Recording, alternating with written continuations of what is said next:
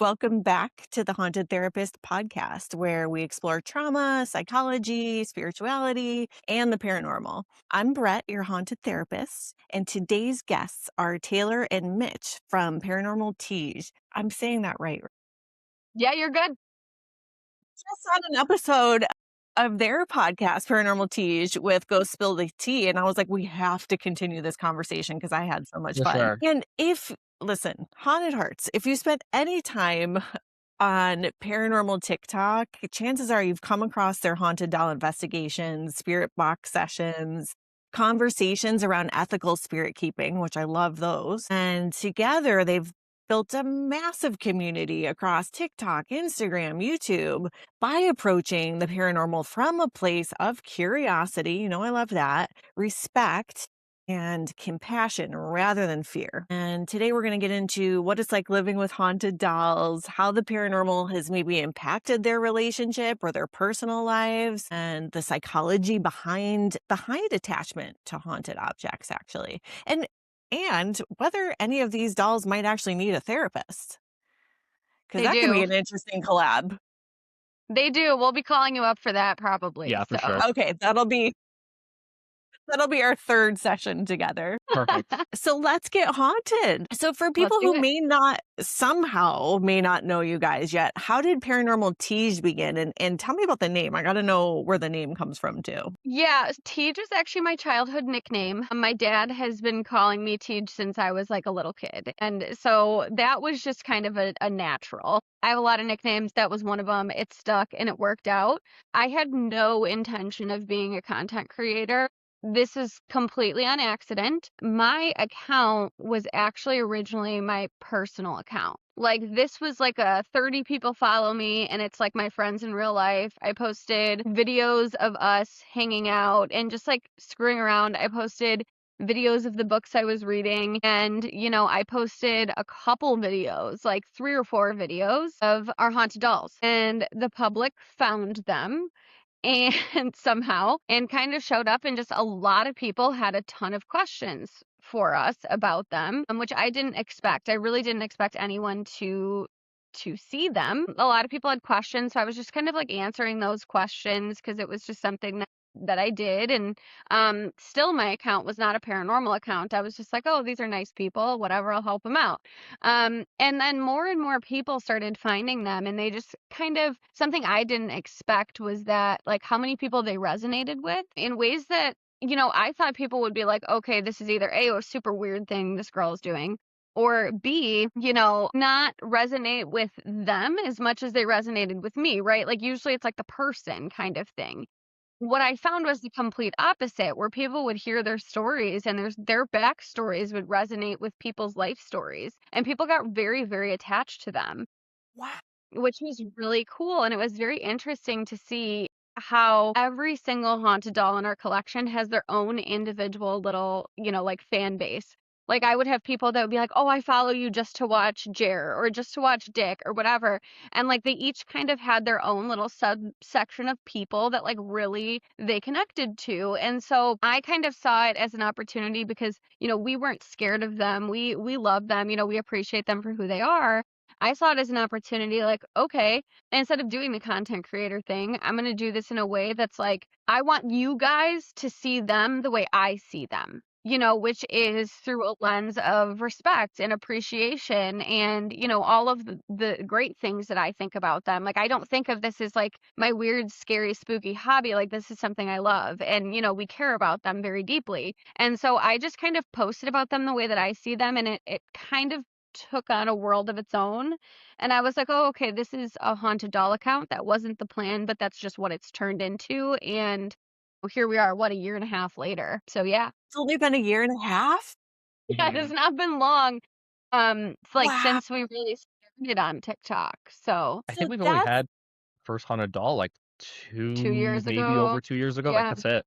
that's proof that your authenticity is really what people are after, or what people Mhm. are craving and starved for because you started so authentically and because they have an authentic connection to these dolls, which is Yeah, it fascinating. hurt me to watch paranormal TikTok. Like, I couldn't watch this stuff, like, the way other people talked about haunted dolls because it was so, like, "They're scary, they're Weird. awful, oh," like, just, like, the fear-mongering around them, and I was like, literally nobody a lot of, like, the respect and ethics conversation had come over to, like, location investigations, but, like, I really wasn't seeing that talked about with haunted dolls. It was, like, this thing that was, like, continued to have this spooky bubble around it, and I just didn't like it. It made me uncomfortable. So I was like, "Okay, like, this is an opportunity to show people a different way," and I thought people would think it was really strange and it wouldn't resonate with anybody. I mean, I was okay with that. Like, my stance was like, Yeah. if this helps one person see a haunted doll different, I've done my job. And it turned out to be very different than that, which I'm very grateful for. I just didn't expect it. And I think not having expectations helped a lot, to be honest with you. Ooh, yeah, that's a good one. Expectations and beliefs get in the way of so many things in our lives and we don't even realize it. So it's good that you realize that too. And I wonder, what causes a spirit to want to inhabit a doll specifically rather than like a plant or something, like fake plants or something? Do you want to Yeah, take it? yeah, for sure. I think, from a lot of the conversations we've had, sometimes they don't even know how they end up in these situations. It's really not clear kind of the process that they go through, but I think a lot of them want some sort of representation of themselves, Like an identity. like an identity. And for some of them that's a stuffed animal, usually that those are like our younger kids, right? Want something that, quite literally like you can keep close to you and you can like, cuddle with and snuggle with because that's what they desire. Where other ones, maybe some of our mature spirits want more of a polished, well put together doll that's a little bit more, dressed in a certain way or has a certain appearance. And I think it's just they want something that represents them in a way that they feel is appropriate. Like I remember we were talking to one of our haunted dolls, Jessica, who was in probably our biggest vessel. It's like She's like, a mannequin. yeah, she's like 4.5 feet tall. I She's big. remember her. Yeah, I Yeah. Yeah, remember her. so I know her. so we asked her and we were like, "Hey, how did you end up here?" And she was like, "I'm not sure. I was kind of looking for something that kind of looked like me or felt like me." And then she's like, "I just went into this store and I felt drawn to this and then this became my vessel." And it's not, it's really crazy. The only way we've really heard it explained in like a physical sense is almost like wearing it like a coat, but it's like their home, it's their personal space. In the same way that I think we inhabit our bodies and we feel Right. comfortable and safe here, they want a place to feel comfortable and safe, for Yeah, themselves. And I think that's yeah, really valuable for them to feel like they can interact with the world around them. There's also the aspect where some of them may have owned their vessel when they Mm, were alive and mhm. they had an attachment to it in life. oh, And so that sure. attachment Yep. carries on, after they pass away. And I think if you're thinking about what do you lose when you pass away, right? Like you lose your physical sense of self, right? Like, you still have your soul, still have all of that, but you lose this like physical sense of self, which is a lot of people, a huge part of your identity. And so, when you pass away, to lose that can be very difficult. And I think it's a very appealing thing to still be able to have a sense of self, a vessel that, can be in the clothes that you like. Or, a vessel that can have a hairstyle that you resonated with. Like, that's a huge part of so many people's lives. And to be able to continue to have that in the afterlife, I think is very meaningful. There are a lot of different types of spirits that have vessels, but what we see a lot is kids, teenagers, and young adults, right? And it's like these spirits who lost their lives way too soon. And, so to continue to have, the cute outfit, the cute hair, I think that means a lot to a lot of spirits. And so we see that very often where, they're very proud of their vessel. They're very proud of what they look like. They really like it. It means a lot to them. Mhm. And so I think, that identity piece is huge. And I think that's something we don't talk about enough in this field is like, what happens to your identity when so much of it is taken away? We talk about their story, their background, their history. And, we as investigators try to preserve, their story and share their story for them. But there's so much more to a person than just your story and just your history. And just your body. Like, it really, what you're saying proves the theory that we're not bodies with a spirit, we're spirits with a body. Right. Hmm. And then until we don't have the body, and then I guess some spirits prefer that safe, contained space of a Yep. vessel, because there's other spirits that just float around, I guess, right? Like, Right. not all of them Yeah, choose that. yeah, it's hard to say. And some spirits start as location spirits and end up with a vessel kind of by necessity. So we have a couple of cases where, like Oric is an example. Hmm. He was haunting his family's farm for the longest time. Well, the house was going to be demolished. He didn't know, you have to understand too, like, we think you go to the other side and you still understand everything about the afterlife. You don't. They're just as confused as we are. So, they're just kind of operating by how they think something might work. And so Oric finds out his family's house is going to be demolished and he's like, "Well, what's going to happen to me? Am I going to be demolished too?" So, he jumps into a vessel to be taken out of the house before it gets demolished because that's what he thought he would need to do. And we've seen that a Right. couple times. We have another girl, Rachel. It was Rachel. an apartment that was going to be demolished, and she didn't know, where am I going to go? When the apartment's demolished, what happens to me? And so, by necessity, again, that's what she chose. Okay, gotcha. So, did they do a thing where they can see themselves? Like, put up mirrors, show pictures, So a lot of they can times, experience the vessel? yeah, a lot of times they can leave their vessel willingly. Some of them can't. Those are some special Right. scenarios. But A a majority. majority, like most of them, can leave. Some of them don't. Yeah, some of them. Most of our spirits kind of stay around our house, I think. But some of them travel all over the place. I mean, we have Jeremiah, who's one of our spirits we've had the longest. He'll visit people in other states. He showed up at my friend's house in the UK Yeah, without his vessel. he'll go there. He shows up at our friend Connor and Jessica, who are very close friends who live maybe about 20 minutes from us. He'll show up there. People, it's so funny, have these little alterings to him. He loves candy and loves the color Yeah. green. They have like mini altars. So he'll go and he'll interact with things over there to like say hi to them and to acknowledge that they're there. I don't know how he does it. I don't know if he knows how Yeah. he does it, Yeah. Yeah, but yeah, yeah. he's a very, very social young guy, and he loves being around people and he loves interacting with people because that's something I don't think he had a great opportunity to do when he went during his living life. So any opportunity he has to visit people and to get, a green little candy and He'll take to it. enjoy his like little matchbox cars, like he's gonna do it. Like he loves it. Yeah. So it's kind of like how some people can astral project, or they can do, what's that other thing? Remote I'm not view. sure. Yeah. Oh, remote view. Yeah, yeah, yeah. Yeah. Like, it's a similar type of thing that maybe he's doing. Yeah, Yeah, absolutely. and I think it presses the narrative a little bit, and this is a narrative I don't love. I think, the assumption for a lot of people is that, all spirits are stuck or lost. Yeah. You know, like there's this kind of, oh, well, if they're still here, there's a problem. And I think it challenges that narrative where it's like, they have choice in where they can go. They Hmm. have that autonomy. That may be where they choose to be. Like that haunted hotel, it may be a situation where they're not lost. That's where they want to be. That's where, they resonate or, that place meant something to them. And so I think a lot of people are very quick to assume like everybody's lost and confused and scared. And I think part of it is the hero complex of investigators where it's like, I want to help, I want to save, but it's not always that. Hmm. Sometimes they're exactly where they want to be, and their choice in where they are may not match the living's narrative of what would make sense to them. And so they just assume lost, but that's not necessarily the case. We have a lot of kids and teenagers, and everybody's always like, oh, well, why aren't they with their parents? What kid wouldn't want to be with their parents? And I'm like, well, would you want to be with your parents in your afterlife if they did X, Y, and Z to you and were part of why you passed? Probably not, So they have to find a place to go for that means something to them in a different way. And so, I think just because it doesn't match what we think should be right, that doesn't make it wrong. It doesn't make them lost. It doesn't make them confused. It just means that they're in a different spot than you expect. And we have to Mhm. check ourselves. It's trauma informed. Everything that you're saying is completely trauma 100%. informed.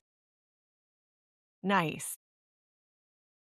Okay. So does it get loud? I mean, what you've got over 100 haunted dolls, don't you? Yes. So it's interesting. I feel like it's louder when they're by themselves, or Yeah. like if we take them somewhere. It's almost like the fact that we have so many of them, they keep themselves entertained. Like we have so many kids, the kids play with each other. And like we have a lot of, young adult parental type spirits, and those will be the spirits that will help with the kids. And we have a lot of spirits who like really love being like older sisters and like being kind of the mentory older sibling. They'll take care of the younger siblings. So we try and find them to have friends, Yeah. I'd like say our house was crazier when we actually had less, 100%. because then it was coming to us for everything. And Yes, that was crazy. that's what it is. That's Yeah, and that's how it is with yeah, like living kids too. Yeah. exactly. And we still get it like all the time, but I think they have the opportunity. Like, we have so many toys, we have so many books, we have the Yeah. cats that they love to interact with. We're big into like We engagement have stuff. so many things to keep them occupied. It allows them to kind of be more relaxed and feel like they don't need to, come scare us or try and find entertainment in things like that. One Because, pattern yeah, it depends. we have, though, which is so interesting, and I don't know how or why, but this has been an ongoing pattern since we started. Our house is either we have no activity or we have like 10 spirits doing different things at once. It's like all or nothing with the activity. So it's like we either have a completely quiet house and nothing's going on, or it's Hoshiko pops out on me in the bathroom. Somebody's knocking on the wall in the office. This falls down in this room. And it's just like it kind of builds on itself. So I don't know if it has to do with, it's just a higher energy day in the house or feeding off that energy. There's more available to Yeah, them. And so they do more. sure. Or if it's so and so got an idea first, got a good reaction out of, everybody has to try to get a good reaction too. I don't know what it is, but that's Mischief. just kind of the pattern we have. It's either everybody or it's nobody. There's no in between. Did you We say don't do subtle. pops up in front of you? Like, because I've seen in your Yeah, videos that they do, like when you have the static camera set up, these dolls are moving. I've seen it. But like, are yeah. you Oh, saying yeah. that they actually move throughout the space in that way as well? So just like, how you would see an apparition at a location, you still see apparitions with dolls. It's the same And you exact said that you thing. can see ghosts with your eyes, Yeah. spirits Mhm. So with like your eye. Hokiko, we see like in the house. So like I'll see her pop out on me like in the mirror in the bathroom when I'm like brushing my teeth, stuff like that. And I think that too, people don't think about that. People think of haunted dolls as like this other in the paranormal. It's like it's an other. But Mhm. really, what is it? A spirit is a spirit. A spirit at a location, the location is their vessel. That is what they are attached to. With a haunted doll, it's still just a spirit attached to something. It's just not a building, it's a doll. Oh, I love that. Yeah. But it's really the same exact thing. So, people a lot of times are like, well, what is the activity like? Well, it's no different than a haunted location. Like there's noises, stuff falls down, you see stuff happens. It's exactly the same activity wise. It just comes from a different source, pretty much. Mhm. And Okay, so when you got bring it. the doll with you, the activity travels, which is always fun when that happens, when we bring them somewhere and they decide to do something. We've had a couple crazy experiences, but yeah. So do you do events where you, like, take them on the road and people can come and meet Oh, them yeah. and everything? Oh, yeah. Yeah, we've started to do it more. Yeah. We'd love to keep Love doing that. it. I think it's something we've talked It's a about being blast. able to do. It's just super fun. I think, as fun it is for us, I think it's more fun for them. They look forward to it. They like interacting with Right. new people. I think it keeps things fresh for them. It's like change of scenery. Something I really like to do too is if like a location is somewhere that one of them is from, we get to take them back to where they lived. So like we went to West Virginia last year and Cricket's from West Virginia. So we got to bring Cricket back to where she's from. And I think that's very meaningful too. So there's kind of this like aspect of like getting to revisit home that I think is very exciting for them. It's also really cool for us too, because something that I found, and I know we talked about this when you were on our podcast, is like, spirits react to different people differently. So when we bring them to a new place, we've seen the same haunted dolls that we've lived with for years act totally different in a new place with a new person. And we have seen stuff that we've never seen before in our house. So it's just like, it's really cool for us too, because it's like we get to see this new aspect of them. Like, how are you in front of people? Is it something you look forward to? Something that you don't. Yeah, it's one of those things too where it's like we think of the afterlife as this very unique experience, but like really it's just very human. It's like, okay, like how would you feel in this situation as the living? Like they probably feel the same. If you were experiencing a new place, like some people get really loud because they're uncomfortable and they don't know what to do and they get really like chatty. Other people just like don't talk at all, and so it's kind of the same thing, right? Like the parallels to the living are, I mean, it's right It's there. very It's similar. really no Uh-huh. different, but we make everything different because we're curious and we're scared and we're this, but really it's not that much different than the living and how the living would experience it. Well, and they're still wanting to have a human experience in a way, in the Very sense much. of Right. the type of vessel that these particular spirits chose, which not all Very, spirits wanna do that. yeah. Yeah, So it makes sense that they would appreciate all things human related, such as relationships and interaction and things like that, travel, yeah, of candy, course. all of that stuff. Yeah, I would even Very similar. food, which I've always found very interesting because, like, they can't eat the food, they can't drink the food, but they still ask for it and they still want it. And so I think it's just like, again, it's the experience that you miss when you're gone, right? It's like those food revolves around so much of what we do, right? Like every event we go to, there's some food component. We go to dinners, we go to the movies, what do? We get popcorn, right? It's like food is such a huge part of who we are, even aside from like the eating piece, like preparing a meal for your family. Like that's an Mm. activity that a lot of people love to do. And so it's like, even if they can't necessarily eat it, the experience of having it still means something to them. So we still try to like foster that as much as we can. Nice. It's a treat for all the senses. Mm, Yeah. Including the sixth sense, which you mentioned cats. I have to touch on this because I know that well, I know you guys have cats, but I know that you had a paranormal kitty experience, and as I talked about when I was on your podcast, I have a ghost cat in my office, and I gotta know what you guys think. Like, do you think that that's a spirit of a cat? Do you think that that's somebody shape-shifting? Do you think that it is, an elemental? What are your thoughts on this? oh boy. So that can be a bunch of different things. Yeah, it's hard to say. So, Yeah. in my opinion, I think the most likely thing is it's more of like an energetic imprint where for some reason that animal was a huge part of like the energy of that space. So like for example, we got like a chicken EVP at a cemetery. Well, what did the cemetery used to be? It used to be a family farm. That was the land, right? So it's like an energy imprint on a space. The space got used to that being there all the time and now it's not, and it's just still replaying. And we've seen that at other locations too. Like we went to a Native American burial ground. And while we were there, we heard like drums out loud with our ears. Like we all like stopped and we're like, whoa, like we all heard these drums playing. Is that 100 ghosts playing the drums? Probably not, no. But it's the energy of that space that just continues to play it on repeat. Can spirits shapeshift as cats? Certain ones can, yes. That can definitely happen with certain like non-human spirits. I think that I always go with like what's the most likely option. That's usually the least likely. That's kind of like a unique thing. Can it happen? Yeah, it can. But the most likely thing is just a replay, which is why I always tell people like put up security cameras, document everything, take data. Like the data can tell you exactly what that is.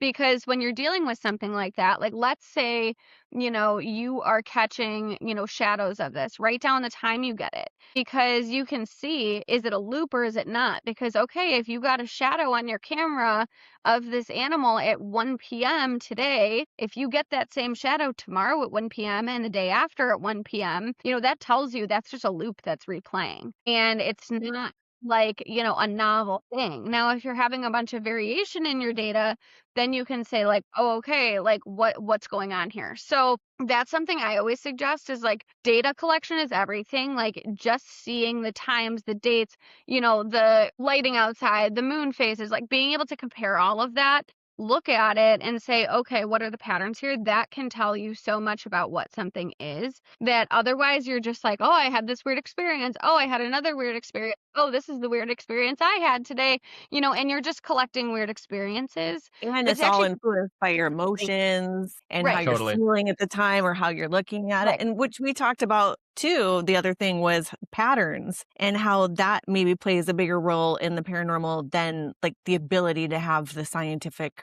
replication. But like you right. just Mhm. said, if it's something that's looping, then it's going to continue to repeat itself. Right. So Yeah. And I also there tell you go. people like down what you were doing at the time when you had the experience because it may be something you're doing that's triggering that, right? Like, okay, Sounds if to every it. single time I'm sending emails, I notice something is getting dropped. Okay, well, why every time I send an email does somebody have feelings about that? Right. So, whatever you're doing at the time, I always say, that could be the trigger to the experience too. Were you listening to music?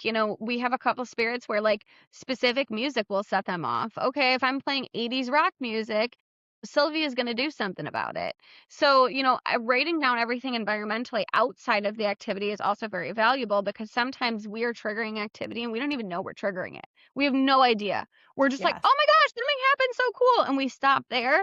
But a lot of times there's a reason for that activity, and we don't know unless we look at all of the pieces of what was surrounding it. And I noticed you even have guides and safety resources for collectors. So, in just listening to you talk now, like, do you do a lot of education? Because Yes. Yeah. you could. Yeah. Yes, that's a Okay. Yeah. huge part of what we do. Yeah, I think it's super important because we want to make this can be very much a fad thing where like, oh, someone thinks it's cool, they watch a bunch of videos, they buy a doll, they don't know what they're getting themselves into. I mean, it's a big It's responsibility. a huge commitment. I mean, I always like to compare it to like adopting an animal. Like if you're just gonna go to the shelter and adopt a dog, you better know, okay, what does a dog need to eat? What are the activities I need to have? What are things I can do to enrich it? And this and this and this. I think of it as something very similar, where if you're not prepared for it, you're gonna have a disadvantage to yourself. And I think the problem is sometimes people aren't prepared for it. They get a spirit that wants them to be prepared for it. The spirit's not And then they very start happy having about problems. it because they're like, hey, you got me here. I'm just sitting on the shelf, not doing anything. I'm bored and I'm, 8 years old. I'm going to get frustrated. Yeah.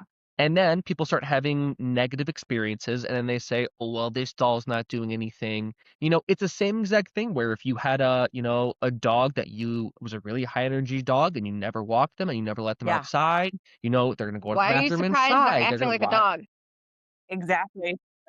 Like, like kids are gonna do kid things. yeah. Spirits are gonna do spirit things. Yeah. And if you don't have a good understanding of that, that leads to sometimes an all around negative situation that we obviously don't want a spirit go into, and you don't want anybody else to go into. So that's why we try and educate people as much as you can, and we try and put out a lot of resources of a Yeah. variety of things. That's one of the main things we do on our I podcast. would Activity guides and what to do with your hunt dolls and how to I mean, we have so much stuff. I would say education has always been my primary goal. Like that is what I want to do.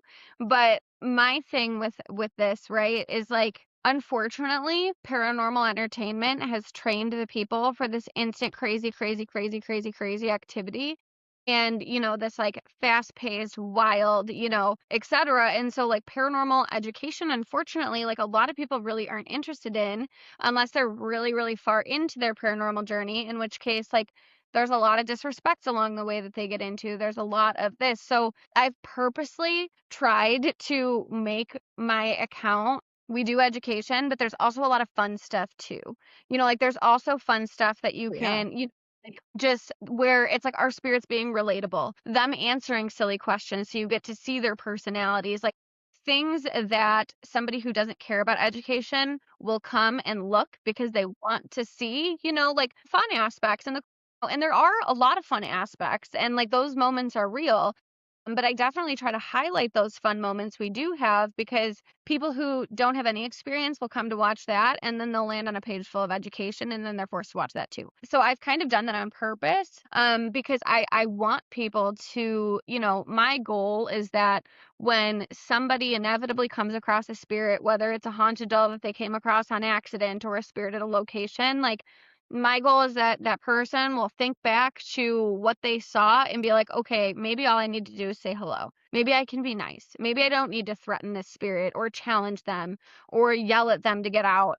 Like that's my goal is like if somebody comes across a spirit, when they're in their life, which even non-believers run into them, they may think twice before going the disrespect route. And if that is the case, like I'm so happy about that. Like, right. And so my thing has always been like, we can help a finite number of spirits in our house, but if we can spread what we're doing to other collectors, other investigators, other people, we can help a lot more spirits in turn. And that's why we do what we do is for really for the education piece. And it's why it keeps growing too, because you do have so much entertainment and engagement in your videos, but also the education piece is so important as well. So it's going to keep attracting real, authentic people as well who are into this type of thing. And so then you probably have a little bit of an intake process for a new doll, Yes, a little if bit. you want to call it an A intake little process bit. or like a Nice. testing A little bit. phase or something. So we try to choose spirits who, one, we think our home will be a good fit for them. Two, like we will be a good fit for them as people, but also they're a good fit for us and our home and our other spirits because we have to put who's already here before somebody new that comes in. And so, like, for example, CL has a long list of different types of spirits who, like, literally can't even breathe the same air as him. Otherwise, he's going to explode. So, I'm not going to bring a spirit like that into the house because I know it's going to make CL uncomfortable. So we are cautious about stuff like that. There are certain other things like, okay, let's say we have a who has a history of doing bad things to women, and we have a bunch of women here who have had those things happen to them. I'm not going to bring that spirit into the house. So we are cautious about that for that reason. Is to like make sure that they are a match also for those guys because when you have as many spirits as we do in your house, you can get into turf wars. And we've had it and it's not fun and I don't recommend it. And so we're very cautious about who we bring in and what, because when you have a non-human battle on your hands between different spirits, it's like really not a fun place to live. Um, been there, done that. Not fun, Not a very good time. scary, don't recommend. So, we always try to prioritize the spirits that are here. And Sure. also, I have a thing too. One of the types of spirits I am very drawn to personally is tricksters. I love tricksters. They're like my favorites to work with. But what do tricksters like? They like a lot of attention. They like the spotlight. They like the limelight. They're very into the social media and doing ridiculous things for the videos. The other thing I'm cautious of with that though is like other spirits who are too similar to them, I'm not going to bring in because then it's going to be like, oh, okay, this spirit's too much like Destiny. They're going to start doing Destiny things, and now Destiny is going to get mad about that because that's her thing that she does. So I'm very cautious about that too, is like nobody's spotlight's getting taken away when we do have a lot of showboaty type personalities in our trickster area.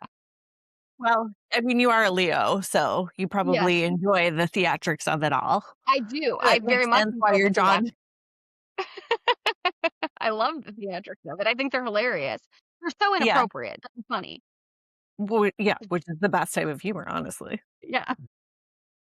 So you have to kinda temper yourself too then to make Yeah. sure that you don't just it's not all about you, is what you guys are saying. It's not all about Very important. you and what you want. It's about the whole team Yes. Well, it's structure like and having a the roommate. best of the whole. It's like having a roommate, right? Like if your roommate has a dog allergy, you're not going to move somebody in who has a dog, because that's going to be a problem for your existing roommate. It's really the same thing because you are sharing your home with them, you're sharing your space with them. And it's their home just as much as it is yours. And I think, that's where people have problems with haunted objects. Is like a lot of like spirits come in and they're like, well, this is my house. And it's like, well, Eh, it's not just your house anymore. And you yeah. just have to accept that and be okay with it. No, we've had spirits tell us to take down our Christmas tree because it was up too long and that's, ridiculous. Yeah, all of these things. Like, it's a shared space now, and you have to be My okay with God. that. Oh, yeah. Is there So, like, take one that helps you break. remember to clean your house? Because I need one like that stays This on This one. my one right This one. here. Actually, yeah. Yeah, he wants the house clean. Yes. Yeah. I feel like, some of these spirits could actually be beneficial or like emotional support spirits for some people, Absolutely. depending on Oh, the spirit we're talking 100%. about. Absolutely. Some of them give excellent advice. Yeah. They give like great, great advice. That's actually something we do a lot of. We do on Friday nights, we do like a live spirit box session. So we do Estes Method live, but the viewers get to ask the questions instead of Mitchell. So they're in the chat submitting questions and Mitchell reads them out loud and then asks the spirits like the viewers questions. And we have had time and time again people ask different spirits for advice and them give like excellent advice. And then I get a message a couple days later from a viewer like, hey, can you please thank so and so? Like, I took their advice and like it really, really helped me. And some of our spirits really love doing that too. Like Yeah. that gives them, It again, gives them it gives them purpose. a sense of purpose. Yeah. And I think that's what a lot of, these very upset spirits, these very angry spirits, I think that's what a lot of them is missing is a sense of purpose. And so what we try to do is like, figure these spirits out and figure out what is purpose to you? What is a meaningful afterlife to you? And to some of like the teenagers, like the purpose is like they just want to keep being seen. So just putting them on video, like I mean, I have spirits. I turn on the spirit box and they're like documenting, and I'm like, yes, I'm documenting. We're filming, and they want that. Like that's a sense of purpose for some. For other spirits, it's being able to give people advice. For other spirits, it's that somebody isn't scared of them. Like just that is enough for certain spirits. And we have haunted dolls who have in another home, people would consider them negative, but they don't act negative here. Like we have this one girl who's 9, and at her old home, she was scratching this woman 4 or 5 times a day, drawing blood on her, and she's never scratched here. And so it's like when you find that purpose, when you give them that value, when you give them a sense of belonging, a sense of acceptance, a sense of not being feared, a lot of times you see the behavior change, which again, It's just like just like it's just like people. a normal 9-year-old who's having a hard situation. A home for wayward spirits where they're not Pretty feeling wayward, they're feeling seen. Exactly. Yeah. Giving spirits purpose, I mean, is something that I don't think enough people think about. We're very much about, control, right? Like when a spirit is scratching somebody, it's not what is that spirit going through? It's I don't want to be scratched. And I really think it should be the opposite, because when you're thinking about what is that spirit going through that's causing them to do that, sometimes it's a very human reason. And for this girl, it was literally just attention based. It was, I want something, I need something, I don't know what to do, I don't know how to get your attention. So, and then when I do that, you're like, oh, stop, and she gets that. So when she came here, first thing I told her, I said, I know you have a scratching problem. I want you to know that if you ever scratch me, you're not going to get what you want, but you will get what you want if you don't. Never. She's never scratched once here. Never had an issue with A rehab facility in a way, Yeah. we for we take behavior, for Yeah. we take some. behavioral issues and things like that. Like, people Yeah. just wanna be heard and seen. Yeah. Right. Which isn't that what we all want, right? Like we all want to be heard and We all seen. act out if we're not like, we all have ways Exactly. of getting our needs met, and if they're not getting met, we have different ways of acting out until we can get them met, until somebody bothers to go, "What is it that you need?" Or to just hear us. Right. And especially with kids, like think about what kids do. I mean, kids throw temper tantrums. Kids kick other kids on the playground, like kids do that stuff. Yeah, And spirit kids are no different. Actually, we yeah. have like a joke. It's like the spirits that the most people think are demons are like usually children, because these kids will do the most like wild activity and people will be like, that's a demon. And like, no, it's like a 9-year-old just like giving you hell.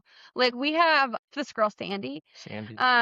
who she was originally sent in to a demonologist for an investigation because this man who had her was like, she is tormenting me. I am certain that this is a demon. I know this is a demon. She's ruining my life, blah, blah, blah.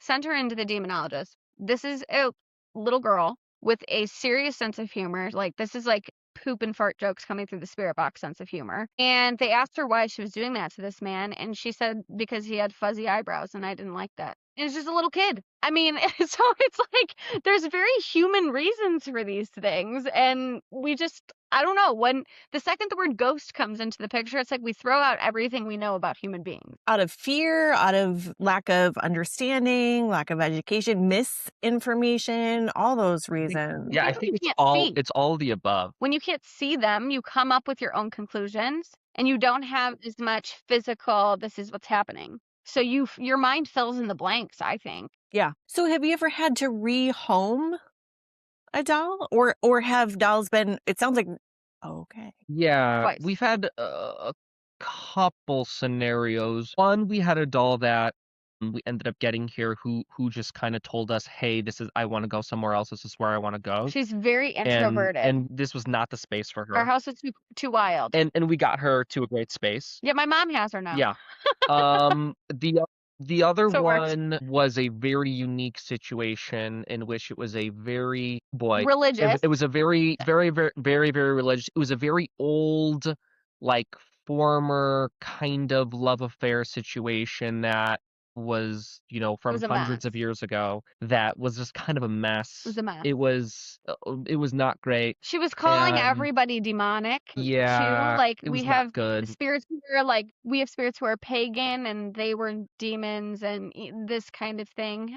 It did not align with her, but she wanted to be in a home where every spirit had the same beliefs as her. Yes. And that is what we hooked her up with. And this was a spirit that we did not purchase. This is a She showed spirit up. that showed up at our house from some special scenarios. Yeah, she just Okay. showed up here Got it. on her own. On her own. Well, kind of on her own accord. Yeah. Yeah. It was It was a mess. Yeah. Yeah.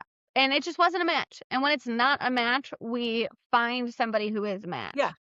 And that's the Absolutely. benefit of having a community, right? Because like I truly believe like there's a spirit out there for everybody, right? And like just because a spirit is a bad fit for us doesn't mean that they're a bad spirit. It's just a bad fit, right? It's like it's a bad match. We're not compatible. Just like how, like one person may think, I'm their best friend in the world, and another person may meet me and say, I hate this chick's personality. She sucks.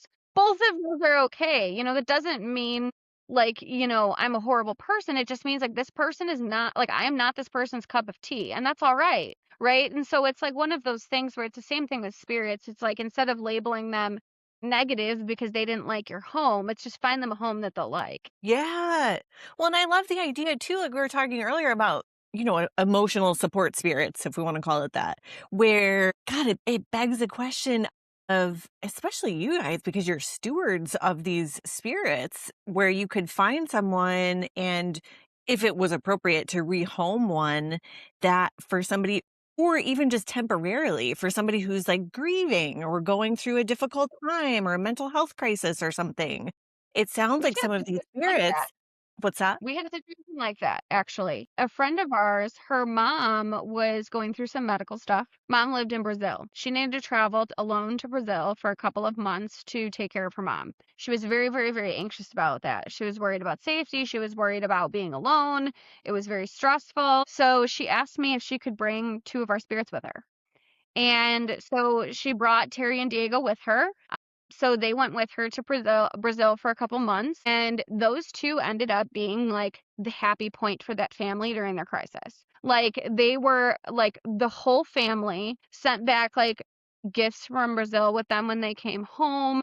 They were like, it was something to laugh about. They like had this whole great experience, and none of them knew about haunted dolls except for my friend, and the entire family ended up loving them. They still ask about them. They're like, "How's Terry and Diego?" And they were a huge point of comfort for this family at that time. And it was just really, really, really cool that, they were that emotional support piece that you may not expect. Is it conventional? No. But did it mean something to them? Yes. So who cares if it's conventional? All that matters. Yeah, that's all that matters. Let me just dip into your past a little bit, because I think you said, Taylor, that you grew up with a very spiritual family or like open-minded family in this way. Yeah. Is that okay? Yeah. So my mom is a professional psychic medium, That's what it was. Yeah. like as a job. So, I mean, that's easy. My aunt is a paranormal investigator, lived in a haunted house. And then my dad's entire side of the family also sees ghosts with their eyeballs. A lot of them don't want to. A lot of them don't like the paranormal and have this experience and are like, oh, something weird happened. And, they try to like brush it under the rug kind of thing. And, like my grandma was like taught me how to use a Ouija board when I was, like, in kindergarten, and they were taking me along with them. So, like, I grew up around it, and it was just normal. It was never a taboo topic. It was like, we're at Thanksgiving dinner, and so-and-so's like, "Oh, yeah, I saw this weird guy walk down my driveway," and, we just had those conversations, and it was, like, a fine thing to do, so it was never weird to me. Like, I thought it was weird when people because it was so normal for us, I thought it was weird when people, like, tried to hide their experiences. I was like, "That's the weird thing." Like, "What are you Yeah, for doing?" sure. Yeah. So and it's so interesting because you could go one of 2 ways in that way growing up in that type of family environment, right? Like, some kids might be horrified by it or feel Yeah. shame or feel different or alienation or anything like that. My brother, interestingly. My brother hates this stuff. My brother Okay. hates this stuff. He's scared. He knows it's real. He absolutely knows it's real, but he is scared out of his mind. Did It he have a bad terrifies. experience? Just a very different personality. Okay. He's just a more naturally kind of quiet, more anxious person just as a human being, and I just don't think this field suits his personality whatsoever. Um, so again, he knows it's real. He's very respectful. When we host family Christmas, I mean, everybody's running upstairs to the haunted doll room. He's okay with it. He has, house and pet sat for us and slept here. And he believes it's just not for him. Sure. So you definitely can go one of two ways, and it's funny that we went complete opposite. And Jack has had some wild experiences too.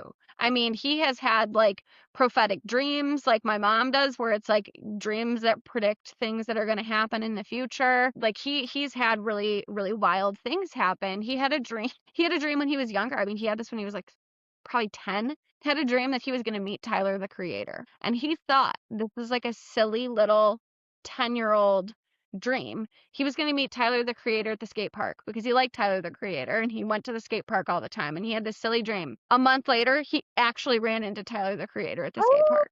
which And is so he's cool in had and of all of these. itself. He hates it. But it's impressive.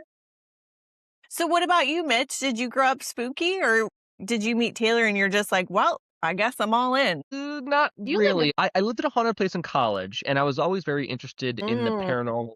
Something I thought was really, really interesting. I didn't have like a ton of friends growing up, so it was something that I thought was very cool and very interesting. I was always very fascinated in like tarot cards and psychics and things like that. I don't know if I really hardcore believed in it. I knew there was something there, but I was very curious of what it was. And then once I met Taylor, she was kind of into it. It's like, oh yeah, cool, no worries.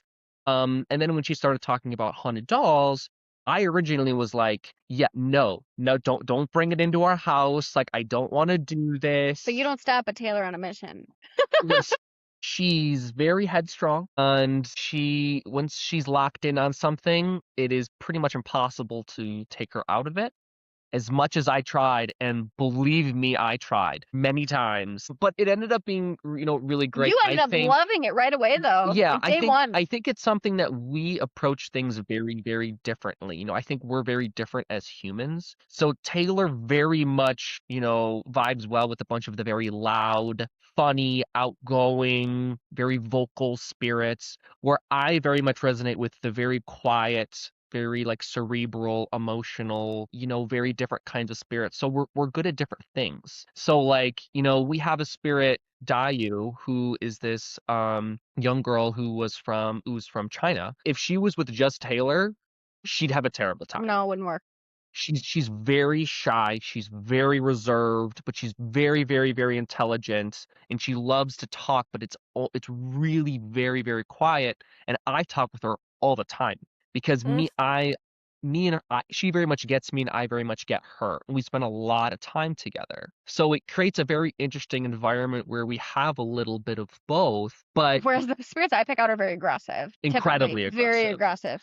But, Generally. sometimes those spirits need to learn to have a way to relax a little bit and to calm down a little bit. In the same sense of sometimes spirits that I resonate with need a little pull to like sure. get them to enjoy their space a little bit more or get them to, interact with us more. So I think it's a really healthy give and take that we've kind of Yeah. developed. Because But we're opposites as people. Like yeah, we're complete very much opposites. so. And the way It'll we work. communicate Yeah, Yeah, the way we it does. communicate is very different. Yeah. Like Taylor sees things, hears things, all these things. I have to this day have never seen an apparition, have never heard them like speak to He me, gets be so pissed too outside. because like people will come to our house Nothing. one time and see an apparition and he's like, I live here and I've never Live seen here? one. Never. But like I could tune in and speak to like probably 5 or 6 different spirits just in my head I can't without do an it. issue. I can't do that. And like they'll Oh, talk to me in my head and I have that ability. And I've like been like I'm very good with tarot cards and I'm very good at like reading other people and things like that. And that's something I've gotten very good at. But it's just it's completely different way of Yeah. going about things. But I think you need a little bit of both. I mean, I think it's very important that you have because sometimes when you get these kids that are in these very traumatic situations, incredibly traumatic, sometimes they need to have someone that's a little bit more calm that they can go to kind of have these more deeper emotional conversations with. Sometimes they want to Whereas me, like I can give you a good time. and sometimes they just want to go to someone where they don't want to talk about emotions and they just want to gossip about somebody and just want to like, watch TV and, yell at people on TikTok. Like you can do that too. So I think it's very important to have that. And I think we've been very fortunate in that. I think that's part of why our collection grew as fast as it did too, is because the spirits that we pick out are completely different. Mm. Completely different. we didn't even talk about that, how you like pick out new spirits slash dolls or whatever. But before we leave this, it's interesting what you're saying, Mitch, because I never looked at like the different clairs, clairaudience, clairsentience, clairvoyance. I never looked at it the way that you're describing it. It's almost like because of who you are as a person, that could dictate the way that you receive spirit communication because you are more reserved or, cerebral, introspective, all of those things. That's where you're going to get the information. Yeah, and I truly think it is a learned skill. I think it's something that, you may be more prone to being good at one thing or the other. Like you may have just how someone has a natural ability to play piano or a natural ability to play sports or anything like that. I think some people have a natural ability towards one clair or the other, but it's absolutely 110% a skill that you can practice and get better at. Like when I first started, I was so frustrated because I had no idea what was happening. I was just like, I'm hearing things in my head. Am I making it up? Am I not making it up? And like, He actually asked me, he's like, am I crazy? I I was was like, like, I think I'm I going don't Yeah. think crazy. so. Um, I don't think but so. now it's gotten to the point where like, if I'm having an issue, I can like kind of tune in and I think of it like tuning into radio stations. Right. So like if I like there was a couple weeks ago where I was like kind of sick and I didn't know if I should stay home or not. I was kind of like on the bubble and I'm like, man, I don't know if I should stay. And I was thinking in my head and I talked to Willow, one of our spirits, and she's like, what are you doing? You're sick. You know you're not supposed to go. And I was like, you're right. I was like, I know, but I just wanted someone else to validate how I was feeling. And that's all it was. The other thing is the different personalities So also a lot of helpful. times spirits will choose to Mhm. interact with you in different ways. So like with me, Yeah. like because I'm kind of this like I'm like a loud, in your face kind of personality, like I'm not very serious. Like that's just not my vibe. Like a lot of times I will get the more like physical activity, like things falling down, knocking on the walls, like the louder stuff is usually like what I'll get. And they'll wait until he goes to bed. And so, but then the second Mitchell goes to bed, it's like this stuff will start up, like the moving and the falling down and the stealing stuff and the, pounding on stuff, like all of that will happen when Mitchell goes to bed. Like when he started to get more of it, but it took some time for them to like do that in front of him. And I think part of it is because his personality is so different and they do it because they want a reaction and they think it's funny how I'm like, what are you doing? They're like, oh, I'm not going to bother with Mitchell. That's Yeah, boring. and I don't react at all. He doesn't react at all. Whereas with me, it's like I make like this whole joke of it and this whole scene and they want the scene. So they save it, Yeah. Oh my God, this is so fascinating. It's It's crazy. fun. It's a lot of fun. Because again, we get to see Forget those what I was patterns in spirit over time, which is different than a location where you go once and you see this glimpse of their personality. When you live with them long term, it's like we've learned like that first day almost means nothing. It's like that's not even who they are. And sure, of so it course kind not. of They're has not made me comfortable yet. jaded. with Yeah. location investigations, because it's like, how accurate are my results really when I've met that spirit for a whole 10 minutes? Like, they're giving Totally. me as much information as they can in those 10 minutes. But, like we all do, we all filter what we say a little bit in front of somebody new. We want to impress them, we want to please them. Yeah. So, like, we're getting that side of the spirit, right? We're getting the side of the spirit who doesn't feel comfortable and is like, okay, I'm gonna give you a little bit, but I'm not gonna give you it all. And when you live with them and you see them, it might take us 2 years to get this information, but we finally do, Mhm. and that I think is very cool. And, it's there's such an opportunity if you're into paranormal stuff, there's such an opportunity to work on your own spirit and your own vessel and your own energy.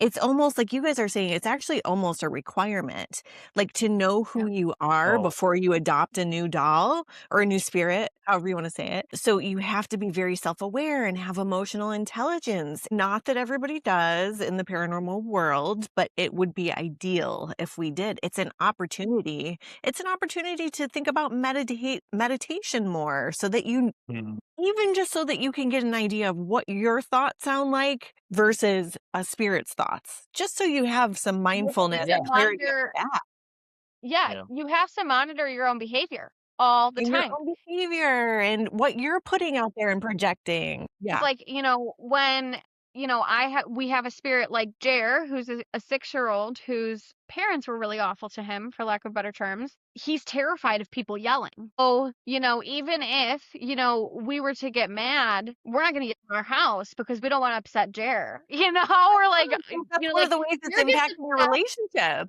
Oh Right. yeah, big Like, time. Jared gets upset when you're yelling at the TV because you're watching a football game and you're excited. Like, that scares him. And, you'll be like yelling at the TV at the football game because it's getting wild and crazy and intense, and your team is losing. And like Gerald'll start like flickering the lights and he's like, no, stop, like make it stop, make it stop. And then you're like, oh, okay, I've gotten too obnoxious. I need to cool it a little bit. Jared's getting scared. So it really, you have to watch yourself too, which, we should be, people in general should be mindful of how their actions are affecting other people, like that are living too. But like, The doesn't always energy happen. around you. Even if you're Right. not inhabited by another spirit, you are inhabited by your own energy and the energy of the person that you live with. And so you have to be cognizant of the mood that you're in, the energy that you're putting out there, the way you're communicating, all of those things. And that's something that you guys experience tenfold or a hundredfold in your case to be Yeah. able to stay aware of, and boundaries. Like these spirits are kind of telling you their boundaries. I suppose you have to also set boundaries with them sometimes, if you need like a little alone time or Yeah. something, Yeah. or Both Yeah, ways. yeah, for or if it's sure. like, Yeah. listen, it's gonna get loud. It is what it is, and you guys are safe and it's okay and you can go into a different room or, travel somewhere else or whatever. Because I think that's one benefit of having a lot of, you know, parental and older sibling like spirits. Is that, if we have a younger spirit that gets really frustrated, I think we have a lot of spirits that are like, okay, I'm recognizing the situation. I understand what's going on. Let me take care of them and calm them down and give them something to do. But I also think there's a tremendous amount of growth that happens where we get, like Jeremiah is a great example where when he first got here, he could not tolerate anything that Yeah. was loud or scary or anything like that. But now that we've had him for, The Nerf gosh, incident. years, the Nerf gun incident, yeah, yeah. But now it's like he looks forward to parties because he knows it's a positive environment, it's positive space. But this is also a kid that's never had a positive experience in a loud environment before coming here. Right? It's a trauma response, and it totally makes sense when you think about it that way.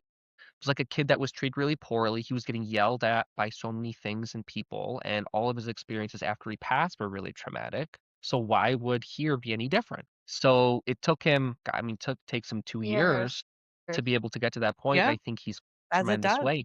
Yeah, and I'm sure he's going to continue to get better. But you can just see in his personality, he's just so much more comfortable. He's having so much more fun. He's so much more outgoing. Hmm. But it can take years for some spirits. Some spirits, it might never happen. but I think them Yeah. having the Alice. opportunity to have that positive experience and have other positive spirits around them is just, such a great thing. I mean, I feel like we talk a lot of time about how, like, you are, a product of your friends or product of the people you're around, Mm. right? So when you create a really positive experience, it's very easy for those other spirits to go, okay, I'm recognizing how I should act, or I have a maternal spirit who I really trust, who's going, hey, this is okay. They also feed off of our energy too. So like if I'm having like a really, really, really crappy day, I go in there with a smile on my face because I know that me having a bad day is going to lead to a couple of different things. I'm going to have certain spirits who are going to think it's their fault. I'm going to have Mm. other spirits on a rampage because they think somebody hurt my feelings and they want to do something about it. I'm going to have, spirits that, that's just me being upset is like the thing that's going to throw them off their rock or get them upset and they're going to melt down. So it's like I'm very aware of how that reaction of mine is going to impact them. So I kind of have to just like put a smile on my face and go up there like it's a good day. And honestly, for me, that actually helps me tremendously because it's kind of like that fake it till you make it. It's like, no, I'm not feeling the best, but like we're gonna have fun, because also like I want them to still have fun. Like they rely, on us. And so it's like I'm having a crappy day, but like you wanna like do this like silly dancing thing. So like I'm gonna dance and then I end up feeling better Feeling better. because like I didn't just sit there and rot, I like still had to do stuff. I still had to be busy. They expect their question of the day. That's something they look forward to. If I don't do question of the day, I'm going to hear about it. So I'm like, okay, I'm not feeling it today, but we got to do the stinking question of the day. And then afterwards, I'm like, oh my gosh, I did something and it got what was going on off my mind. And now I feel great, and so it's kind of this like God. constant motivation in your house where it's like you can't just sit there and rot, which I think for a lot of people is a huge problem. It's that isolation. It's that I'm just going to sit here and do Yeah. nothing and just think about what I'm miserable about. But like, we don't really have the option. We You really guys don't. are like a perfect example of what I talk about all the time of how the paranormal can positively impact your mental health. I mean, you guys Big are time. like the poster couple for it. It's true. It's Oh improved my God. so much. In a short Yeah. time. And, like, also, like, our individual like, our relationship with each other, our relationship with our friends, it gives you something meaningful to, like, bond over, it's like a shared activity that we get to do as a Yeah. couple. It's something, like, really cool that, like, we get to, like, share with our friends and our friends get excited about, and it's a great experience all around, for everybody, and then in turn, like, the spirits are benefiting too because they get to interact with a whole bunch of different people, they get to we host a bunch of things. They get to see us do silly things in the house because they love having the people Yeah. here. It's really a win-win for everybody involved. Yes. But again, all of that success would not be possible if we were scared or the people that came here were scared or our families were scared. It's like once you remove that fear barrier, so much is possible, but getting past that fear is very hard for people. And I understand why, right? Well, the fear is kind of an allure too. It's just that people Hmm. forget that that should just be what shepherds you to the door of knocking on the door of the paranormal. Because the fear can be kind of fun and it gives you, the dopamine and the adrenaline and all that. But you But shouldn't there's also like stay in it. paralyzed fear too, some people get into. Like when it's like a thrilling Right. kind of fear, like it's like a living on the edge, it's like it's great. But when it's like you're so paralyzed in fear because you just interacted with a spirit that you literally can't function, which like you see that. I mean, we see that on TikTok. I mean, there's random strangers commenting on your video. I claim no energy. I'm so sorry. I apologize Sorry. for my The entire sorry family. thing. Everybody saying sorry as the Yeah. And it's like, but they're terrified, and yes, so truly, I think it truly. depends on the type of fear. But they're curious, and curiosity offsets fear or it offsets anxiety or, if they are showing up, maybe their curiosity is bringing there. And what you guys are like a perfect example of how they could be healed. How the fear could be the thing that brought them there, but then it could be transformed, transmuted into curiosity and then come out the other side of something that could be very healing. Like there's Yeah. clients that I can think of that I have that I'm going to probably tell some of my clients about your channel for various reasons that obviously I'm not going to get into, but that could be actually a very healing experience for them. We've Well, had that too, like, The they have concept some of it. spirits have such good communication, that you can see what they're saying. You can see their personalities. It's not me telling you they're nice, it's them showing you that they're nice, right? And I think that that helps a lot is because you're able to hear their voice and also, like, see how relatable and human they are. Like last week, maybe it was a week or two ago, we had a video go viral, and the question of the day was about like what's something you're still trying to understand about 2026. And one of our spirits, Edith, made this comment about how men are awful. And, like she had this, and Lana said something about like how people are mean. And like those comments were very relatable to viewers. And so many people commented and was like, I'm not scared of ghosts anymore because I feel the same way as Lana. I feel the same way as Edith. It's like they made those comments and like that's something I would say. And they realize like we're not that different. And so we get a ton of comments from people that are like, I was terrified of dolls. I was terrified of haunted objects. I was terrified of ghosts until I saw this spirit do X, Y, and Z. Yeah. Because how can you be scared when you have, Dick on a spirit box who's saying, who's like literally using a spirit box to tell an April Fool's joke? Like it's so innocent and people see that and they're like, oh, wait a second, like this is not what I thought it was. And a lot of people do end up changing their minds. Like we see that all the time. Um, and it's But also, cool. not just that, not just the fear thing, but also for some of my clients, just the importance of how you show up in your own environment and how your own energy can interact with your Yeah. environment and how that can conglomerate and then kind of come back to you in the ways that it can come back to you. And that it's okay to have seemingly inanimate objects that you have attachments to, that you Yeah. interact with, that you like your house should feel alive. Your house should feel like a space that you interact with. And so that when you're cleaning it or organizing or choosing not to rot, right? Like to choose to get Right. up and dance instead, that's something that reflects back to you too, whether it's because you have some haunted or occupied objects or not. yeah, I think one thing we really try and have people do is just come with an open mind. Like we don't tell people how to feel. We I feel like we never want to say, "Hey, you're gonna like this," or "Hey, this spirit's gonna make you feel better." A lot of times we're like, "Hey, just come in and just like try not to have any preconceived notions of what's gonna happen."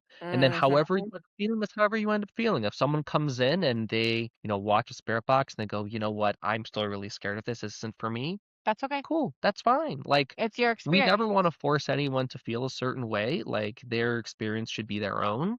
And I think that's why we just want the spirits to speak for themselves and allow people to go, "Hey, I'm just going to try and listen for this, as if another person were talking to me. If someone's going to give me advice, I want to listen to it as if I was listening to a friend." Because that's all they want to do. And I think that's a very hard thing to do in the paranormal field sometimes because it can be so scary. But you have to remember, like, they're not like, what do they get? Sometimes they get good stuff out of scaring you, but sometimes they just want attention, and it's Their just this, intention and is not always to yeah, it's scare, it's that's just our intention. reaction to it. Yeah, A lot of times the intention is to just show you that they're there and they're present. And, you're scared, but that doesn't mean they're trying to be scary.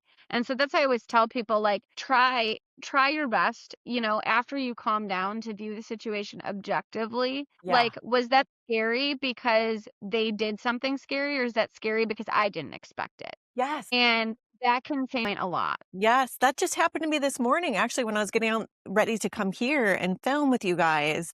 We noticed we have like a crawl space. It's not an attic by any means. I don't even know if you can fit through the hole that's in the ceiling, but you can move this little paneling to the side. You have to lift it up and move it to the side, and then you can kind of like see what's in the crawl space or whatever. And for the first time ever, on my way to come talk to you guys, mind you, which happens to me sometimes when I'm about to talk to certain people, different paranormal things will happen. But this thing, my husband's like, "Did you go in the crawl space?" I'm like, "Yeah." I was up, I had my morning coffee, and then I decided to try to I lubed my body up and tried to squeeze through the yes, that's where I was, you got me. Because the whole panel was lifted up and moved to the side and placed over. So at first I was like, I feel like I should be scared because that's weird and, has vibes to it just from the visual of it. But then I checked myself and I'm like, and I don't feel scared and I don't feel anything negative. Yeah. And maybe something was just trying to get my attention because we do have, like, different elemental It's like spirits and things like that. that being moved harm you. Yeah. Right. Just moved. But people are going, "Oh, this is supposed to be scary because it's weird and unexplainable." But what I did is I checked my body and I went, "Yet I don't feel fear." Even though I feel like I should feel fear, I don't feel fear. And so it's important to just check your body and go, "What is it that I'm actually feeling right now?" Because that can give you some information too, which you guys probably do all the time. Like, check yourselves and, "How am I feeling around this?"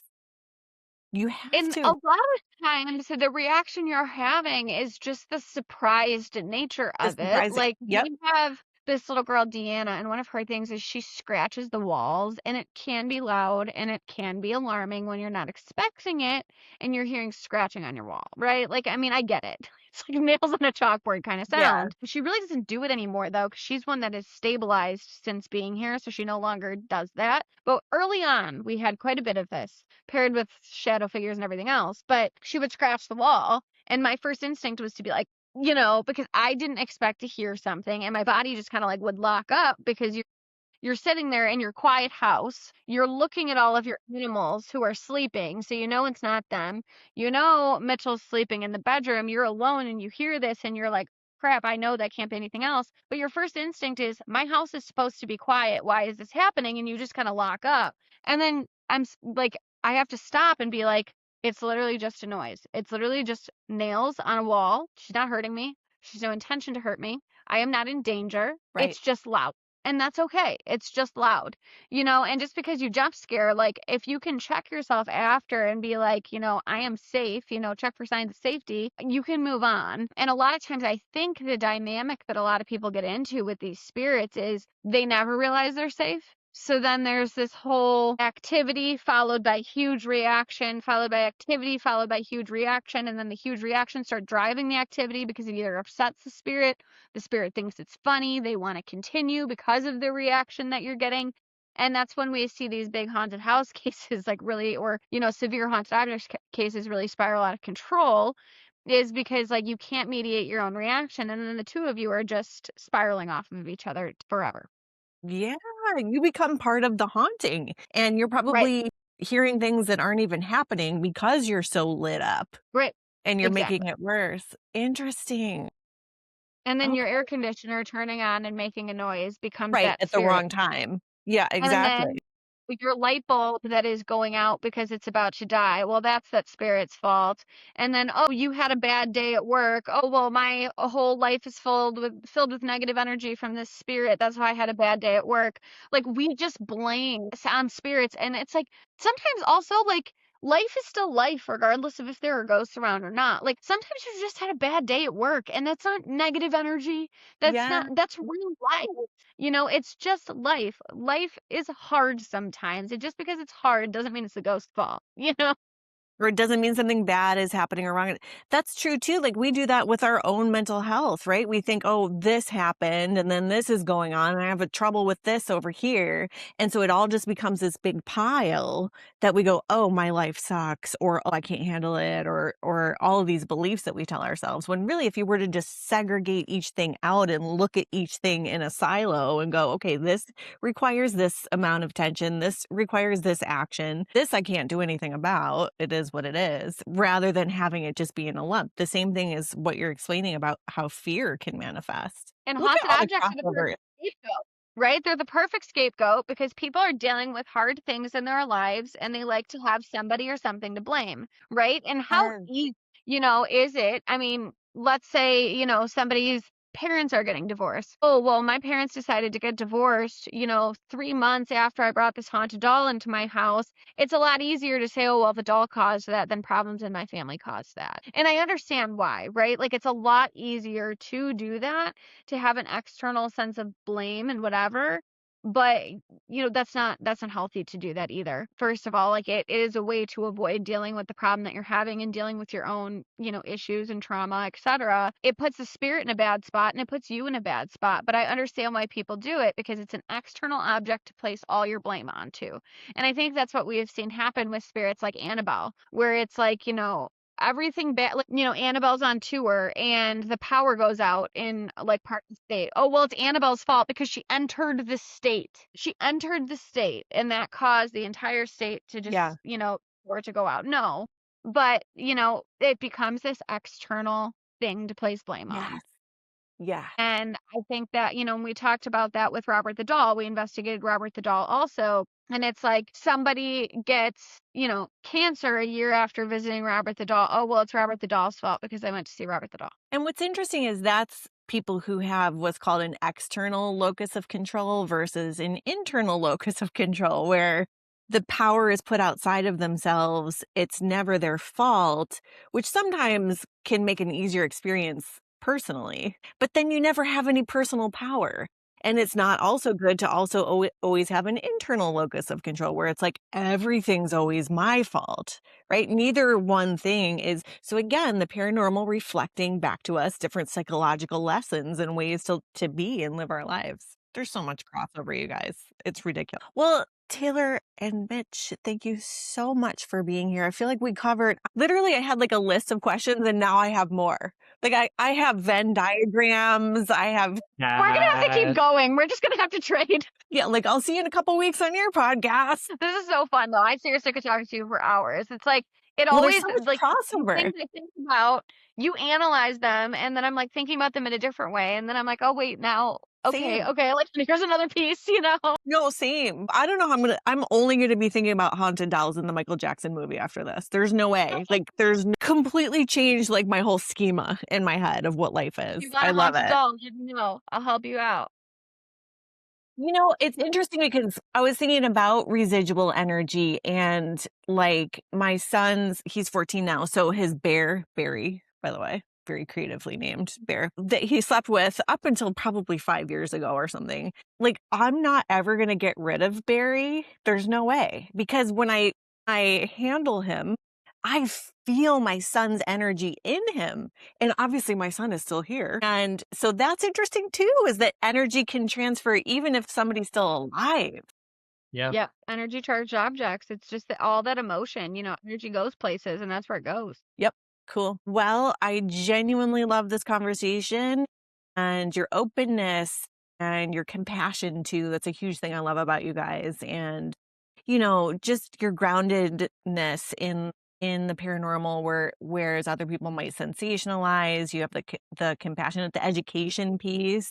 I'll link everything below where people can go to your TikTok, YouTube, Instagram, and your live spirits box sessions. And as always, Haunted Hearts, whether your ghosts are internal or external, they deserve to be heard and understood. So until next time, stay curious and stay haunted. Bye, guys.